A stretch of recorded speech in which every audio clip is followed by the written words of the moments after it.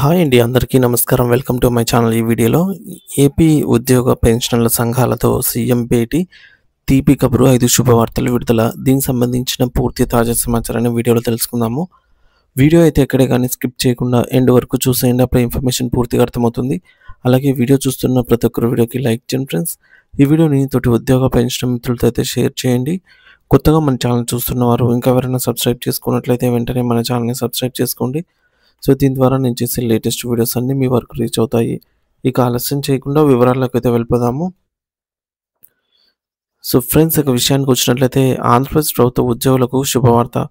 గౌరవనీయులైన ఆంధ్రప్రదేశ్ ముఖ్యమంత్రి శ్రీ నారా చంద్రబాబు నాయుడు గారు ఈ నెలాఖరులో రాష్ట్రంలోని ఉద్యోగుల సంఘాల ప్రతినిధులతో సమావేశం కానున్నారు. ఈ సందర్భంగా ఉద్యోగులకు సంబంధించినటువంటి 5 కీలకమైన శుభవార్తలను ప్రకటించనున్నారు. ఈ నిర్ణయాలు ప్రభుత్వ ఉద్యోగుల సంక్షేమం, ఉద్యోగ భద్రత, వేతన పెంపు, పదోన్నతులు మరియు ఇతర ప్రయోజనాలకు సంబంధించి ఉండే అవకాశం ఉంది. రాష్ట్ర ఉద్యోగుల జీవితాలను మరింత మెరుగుపరిచేలాగా ఈ పలు నిర్ణయాలు తీసుకోవడం గౌరవ ముఖ్యమంత్రి గారి ముఖ్య ఉద్దేశంగా ఉంది. మరి ఆ 5 కీలక శుభవార్తలు ఏంటి ఇప్పుడు తెలుసుకుందాము. మొదటిది DA, DR arrear payments. July 2018 నుంచి జూలై 2023 వరకు మొత్తం 212 నెలలకు సంబంధించి డిఏ మరియు డిఆర్ బకాయిలు పెండింగ్లో ఉన్నాయి. ప్రభుత్వం ఈ నెలాఖరులో ఉద్యోగ సంఘాలతో చర్చించి వీటిని విడతల వారీగా చెల్లించే నిర్ణయం అయితే తీసుకోబోతోంది. సో డిఏ ఎరియర్ టేబుల్ అయితే స్క్రీన్ పైన చూడొచ్చు. 2018 జూలై 1 నుంచి మనకు రావాల్సిన ఎరియర్స్ ఎప్పటి నుంచి ఎప్పటి వరకు కాల పరిమితి, అలాగే టైం ఫ్రేమ్ అయితే ఇక్కడ ఉంటుంది. అలాగే మనకు ఎరియర్స్ ఎన్ని నెలలకు చెల్లించాలి అనేది ఇక్కడ months, arrears in months. So దీని ప్రకారంగా చూసుకుంటే 212 నెలలకు జూలై 2023తోనే చెల్లించాల్సి ఉంది. సో ప్రస్తుత ఆర్థిక పరిస్థితులను దృష్టిలో ఉంచుకొని ప్రభుత్వం ఒకేసారి కాకుండా విడతల వారీగా ఈ బకాయిలను విడుదల చేయనుంది. ఇందుకోసం ప్రతి నెల 4,000 నుంచి 5,000 కోట్ల రూపాయలు ప్రకటించే అవకాశం ఉంది. ఇకపోతే వారి బేసిక్ పే ఆధారంగా 2018 జూలై 1 నుంచి 2023 జూలై 1 వరకు డిఏ ఎరియర్ టేబుల్ అయితే స్క్రీన్ పైన చూడొచ్చు. సో బేసిక్ పే 19,000 ఉన్న వారికి 1,46,000.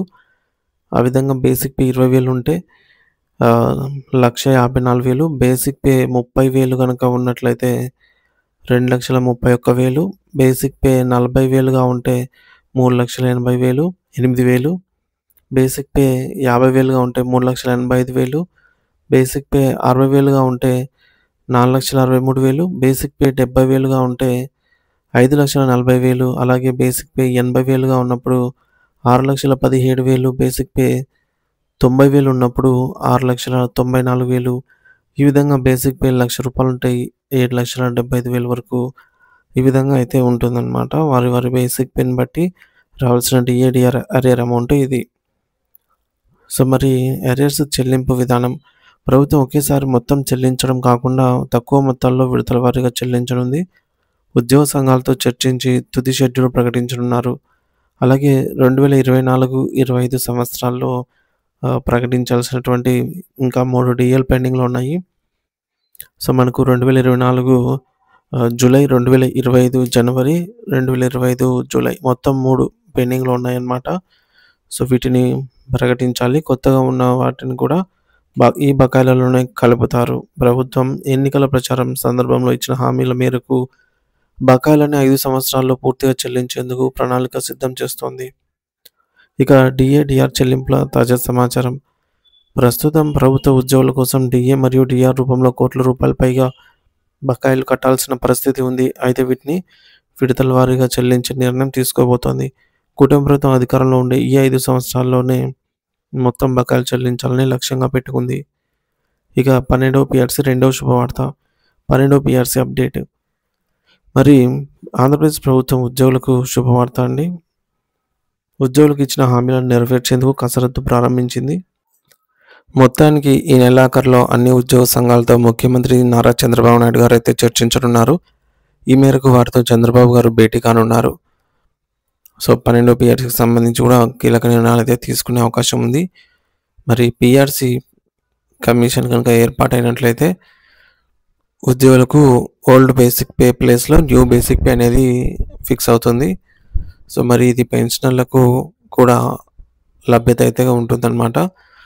ఇందులోని ఆర్థిక మరియు ఆర్థికేతర అంశాలైతే ఉంటాయి. సో, ముఖ్యంగా పెన్షనర్లకు అడిషనల్ క్వాంటమ్ ఆఫ్ పెన్షన్‌ను తిరిగి పునరుద్ధరించాల్సిన అంశము. అలాగే ఈ యొక్క కమ్యూటేషన్ చేసుకున్న వారికి రికవరీ పీరియడ్ 15 సంవత్సరాలుగా కాకుండా 11 లేదా 12 సంవత్సరాల్లో పూర్తయ్యేలాగా నిర్ణయాలు. అలాగే ఇంకా ఉద్యోగులకి కూడా పీరియాడికల్ ఇంక్రిమెంట్స్, అలాగే ఇవన్నీ కూడా పీఆర్సీ ద్వారా సాధ్యమవుతాయన్నమాట.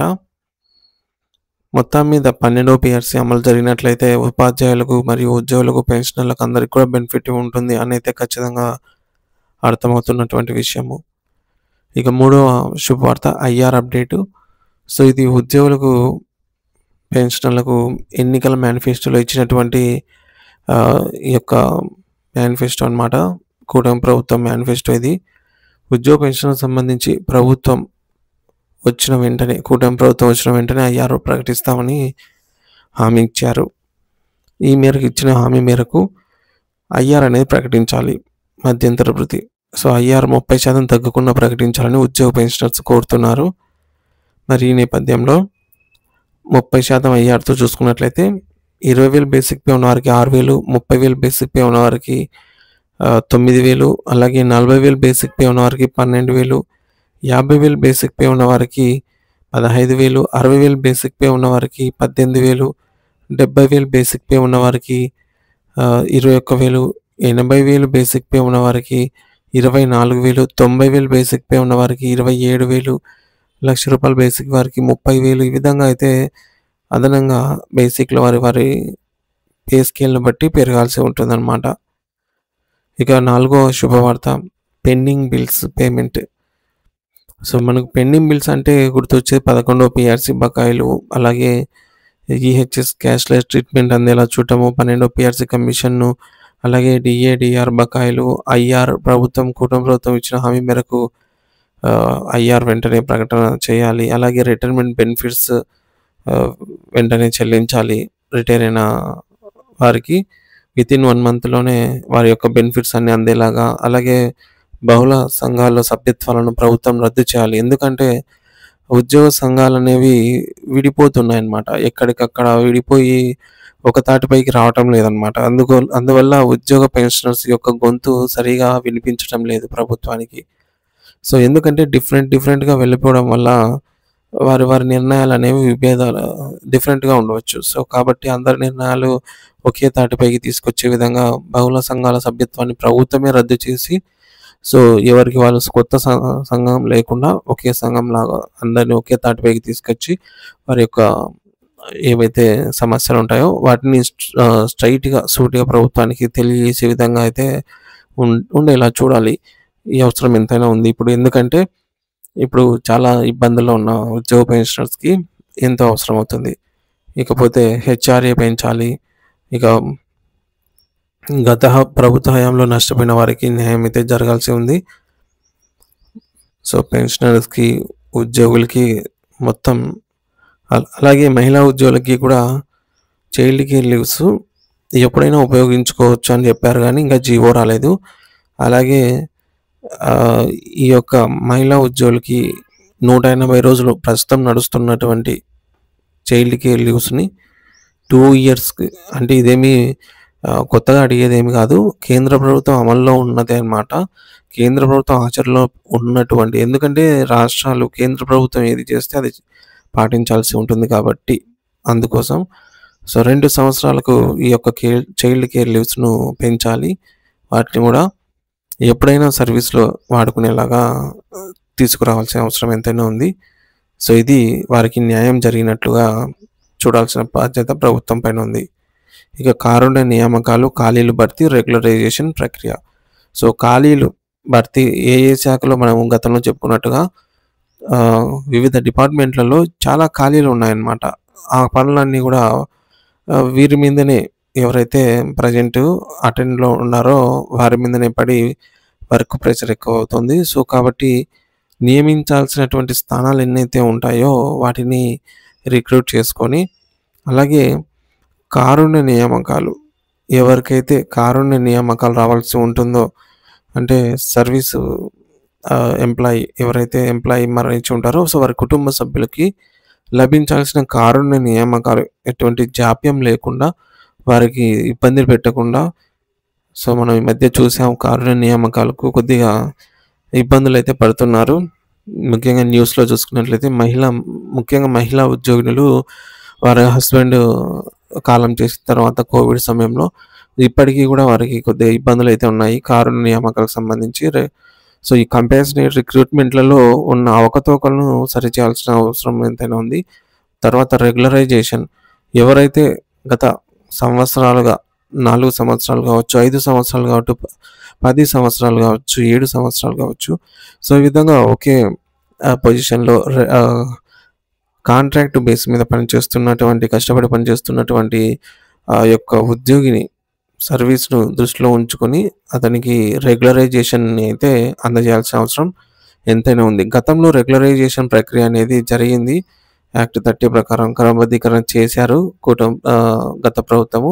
కానీ అది ఏం పెద్ద చెప్పుకోదగ్గగా ఏం జరగలేదనమాట. ఎందుకంటే ముఖ్యంగా ఆరోగ్య శాఖ అట్లా కొన్ని ప్రధాన శాఖల్లో మాత్రం ఒక 3000 మందినైతే రెగ్యులరైజ్ చేశారు. కానీ అది పూర్తి స్థాయిలో జరగలేదనమాట. కానీ వివిధ డిపార్ట్మెంట్‌లలో మనం చూసుకున్నట్లయితే విజయవాడలో కావచ్చు, వైజాగ్‌లో కావచ్చు, వివిధ శాఖల్లో ఉన్నవారు ఏపీ క్యాపిటల్ రీజియన్ అమరావతిలో కూడా గత కొన్ని సంవత్సరాలుగా 5, 6 సంవత్సరాలుగా కూడా చాలామంది వారు కష్టపడి పనిచేస్తూ ఉన్నారు. ఇంకా రెగ్యులరైజేషన్ అవ్వలేదనమాట. అటువంటి అర్హత ఉన్న వాళ్ళని గుర్తించి ప్రభుత్వం వెంటనే వారిని రెగ్యులరైజేషన్ అయితే చేసి వారికి సంబంధించి మంచి నిర్ణయం అయితే తీసుకోవాలి. సో వీటన్నిటికి సంబంధించి సీఎం నేరుగా ఉద్యోగ సంఘాలతో భేటీ అయ్యి ఈ నిర్ణయాలైతే తీసుకోబోతున్నట్టు సమాచారం friends. Thank you for watching this video.